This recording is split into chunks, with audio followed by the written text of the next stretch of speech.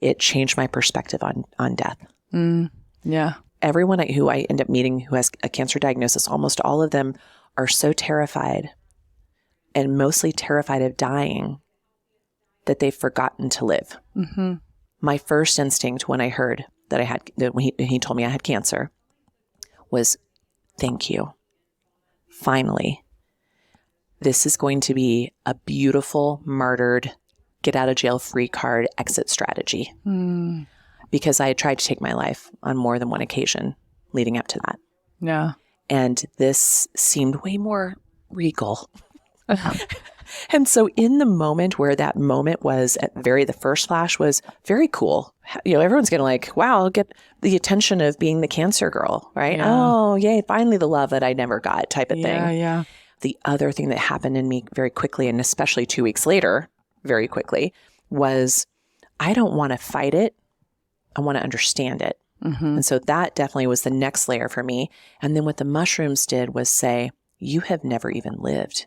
The trauma that you've come from, the surviving you've been in, you have no idea what it's like to feel healthy, to feel joy, to feel gratitude, to feel passion, to feel purpose. It made all the lights brighter. It made all the sounds richer. It made all the smells deeper. Like it was sort of like checking in, like, are you sure? Because there's another thing. 100%. Do you want to check that out before you just come and hang out with us? Yeah. Yes, that is exactly. It just amplified life. Every moment became precious to me. Yeah. And that was something that really shifted. And it's what I often see with patients when they make a shift to either really fully heal or integrate this information or even heal into dying. You see this essence that comes into somebody when that shift happens. Yeah. And they're forever changed. Yeah. Yeah.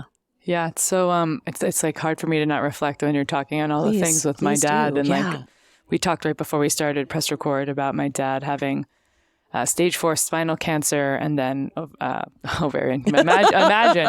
That would have been an interesting one. Stage 4 spinal and then pancreatic, which everyone was always like, oh, the pancreatic's the one that's always gnarly. But the interesting thing to put this out there is like when my dad got diagnosed with stage 4, he was like, okay, they diagnosed him with spinal cancer, which was, gnarly in the sense because when you get to chemo with spinal, you do regular chemo radiation and then you do spinal chemo, which is like a lot. Yeah. They asked him if he wanted to know what stage it was in. And he was like, no, absolutely not. Put it all over my charts, told the family, whatever. He was like, I don't want to know what stage. What am I going to do? Fight less? You know what I mean? And I think a part of that was like really this beautiful